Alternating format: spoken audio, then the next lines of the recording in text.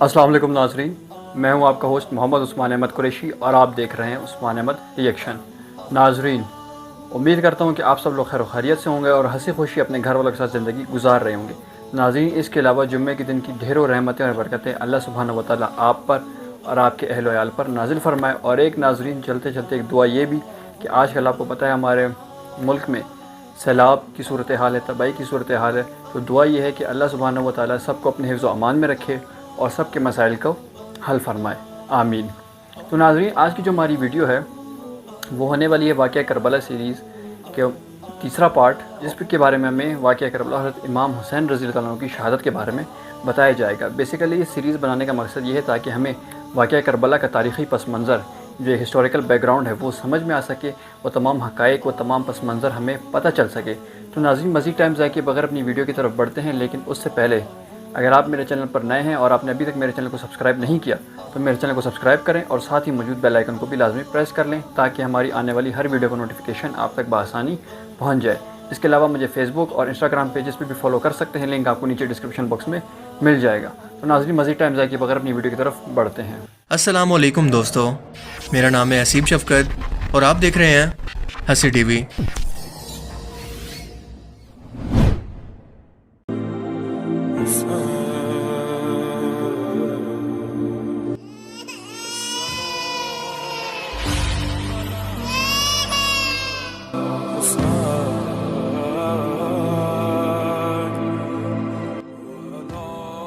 हज़रत अली वो हस्ती हैं जिन्होंने इस्लाम को ज़ीरो से देखकर 3 बड़े आज़मों के अंदर फैलते हुए देखा, और अब बुढ़ापे में वो ये वक्त देख रहे हैं कि हर जंग के अंदर मुसलमान एक दूसरे को कत्ल कर रहे हैं, तकसीम हो चुके हैं, फसाद और फूट पड़ चुकी है, इस्लाम का शराजा बिखर रहा है।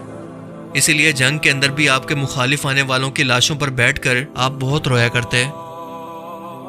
हज़रत अली के दौर के अंदर 5 साल तक मुआविया ने हज़रत अली से जंग की और 40 हिजरी के अंदर रमज़ान मुबारक के अंदर इन्हीं बागियों के हाथों हज़रत अली की शहादत हो गई। इसके बाद आपके बड़े बेटे हज़रत हसन को मुसलमानों ने खलीफा चुन लिया।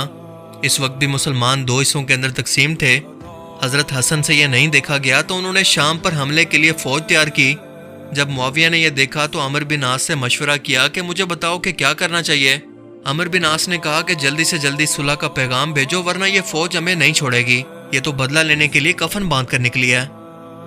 लिहाजा ऐसा ही किया गया और हज़रत हसन को सुलह का पैगाम भेजा गया कि हम आपकी हर बात मानने को तैयार हैं, बस हमारी एक शर्त है कि आप खिलाफत का दावा छोड़ दें, मुझे खलीफा बनकर हज़रत उस्मान के कातलों की शहादत का बदला लेने दें ताकि हमारे दिल की आग ठंडी हो सके, उसके बाद आप जैसे चाहेंगे वैसे फैसला होगा।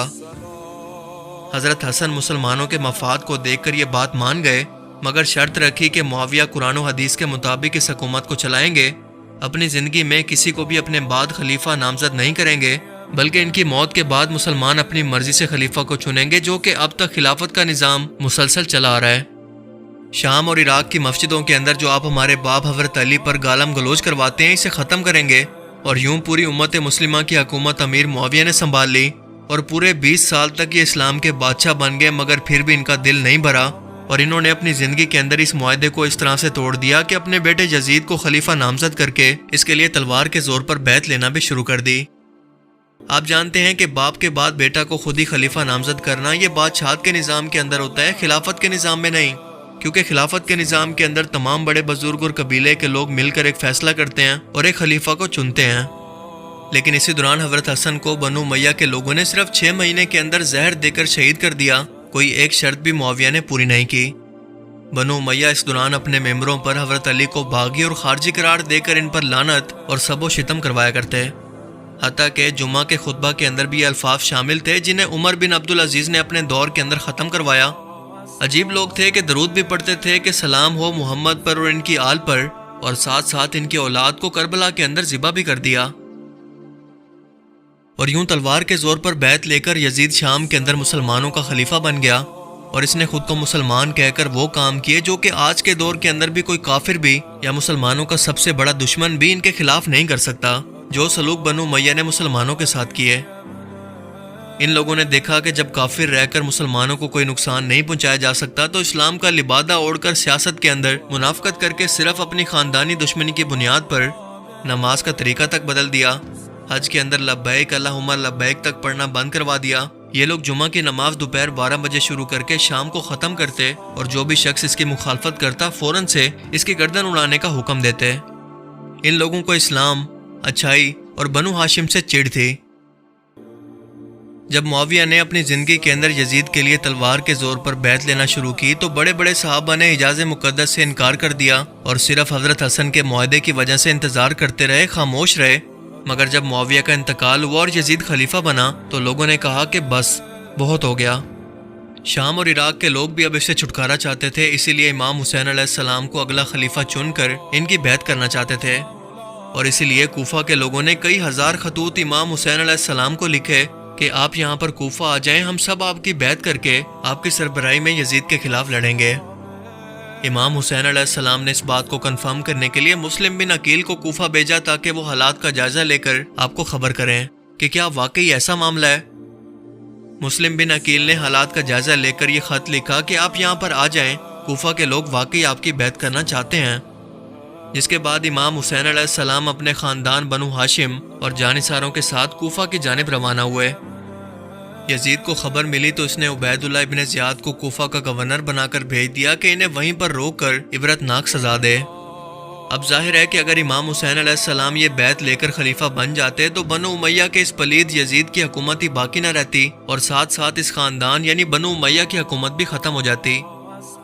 اسی لیے اس نے لشکر بھیج کر امام حسین علیہ السلام کو کربلا کے مقام پر ہی روک لیا تاکہ وہ کوفہ میں داخل ہی نہ ہو سکیں، اور ابن سعد کو، جو کہ سعد ابن ابی وقاص کا بیٹا تھا، اس نے یزید کے لیے امام حسین علیہ السلام سے بیعت لینا چاہی کیونکہ اس کو رے کے علاقے کی حکمرانی کا لالچ دے کر یزید نے بھیجا تھا۔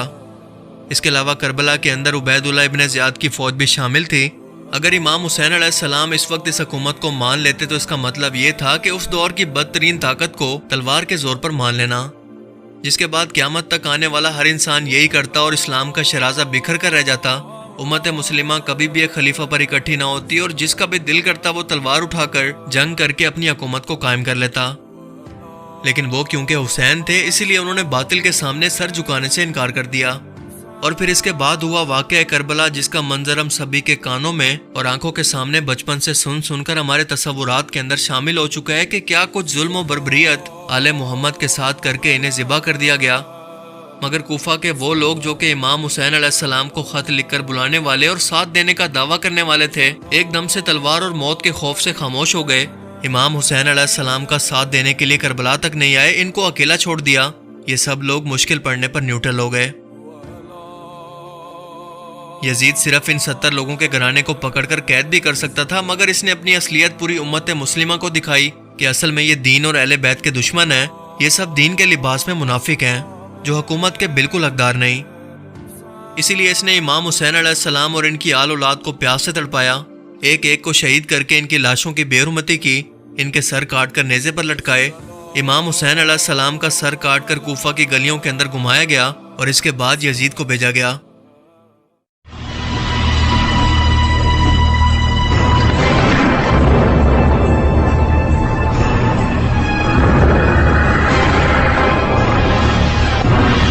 جام دیکھ لیا حسین، بولو حسین آخر چپ کیوں ہو، جواب دو۔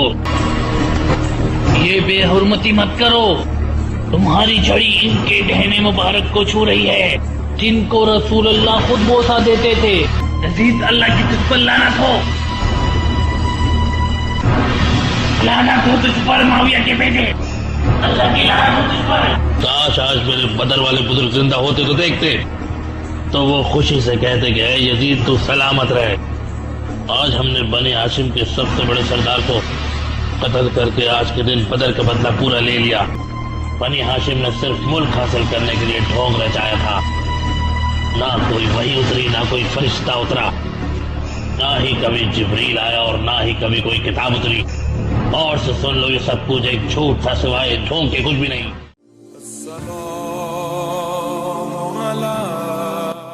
یہ سب واقعہ سن کر مدینہ والوں کا تو دل جیسے پھٹ گیا۔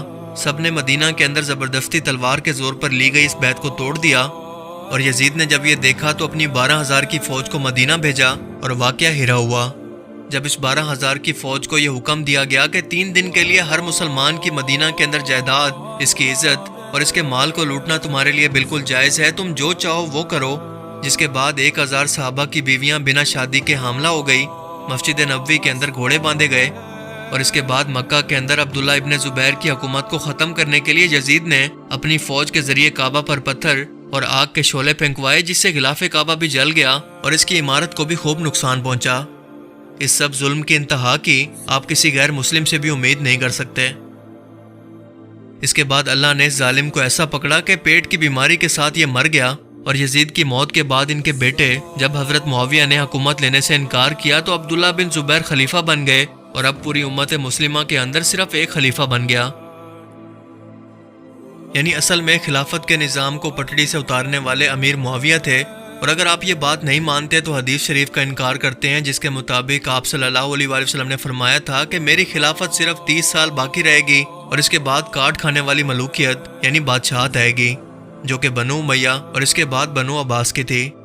بنو امیہ نے اپنے کالے کرتوتوں پر پردہ ڈالنے کے لیے خود سے تاریخ پر پردہ ڈالا، اپنی خود کی من پسند تاریخ لکھوائی، لیکن ہم نے تاریخ کو احادیث مبارکہ یا قرآن سے ہی لینا ہے، نہ کہ کسی فرقے سے۔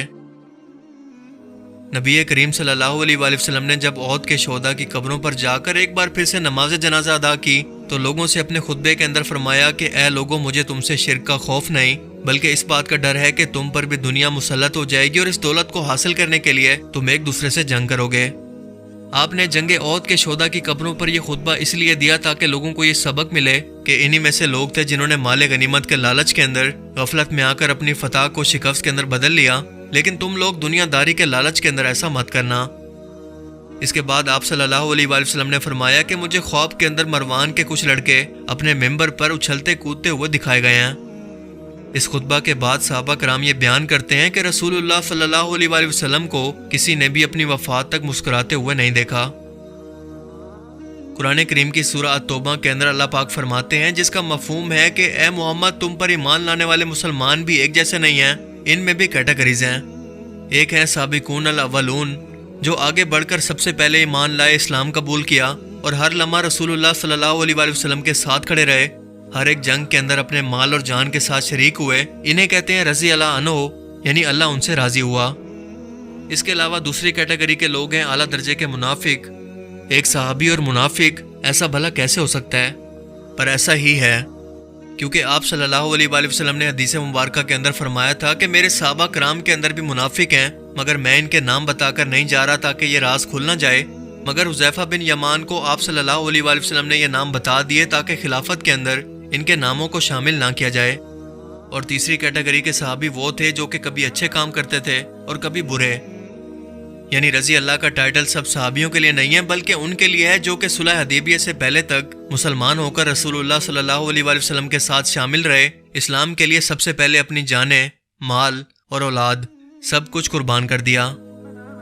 اگر صلح حدیبیہ کے بعد کوئی صحابی ایمان لائے اور اچھے اعمال کیے تو وہ بھی نیک صحابہ کے اندر شامل ہوگا، جیسا کہ ابو جہل رسول اللہ صلی اللہ علیہ وآلہ وسلم کے خلاف ساری زندگی لڑتا رہا، اور ان کے بیٹے اکرمہ بھی فتح مکہ سے پہلے رسول اللہ صلی اللہ علیہ وآلہ وسلم اور مسلمانوں کے خلاف تلوار اٹھا کر لڑتے رہے، فتح مکہ پر بھی بغاوت کی، لیکن اس کے بعد اسلام لا کر حضرت خالد بن ولید کے ساتھ جنگوں میں شرکت کی اور اسلام کی خاطر جنگ تبوک کے اندر اپنی جان پیش کر دی، حالانکہ وہ ابو جہل کے بیٹے تھے، جو کہ جنگ بدر کے اندر جہنم واصل ہوا تھا۔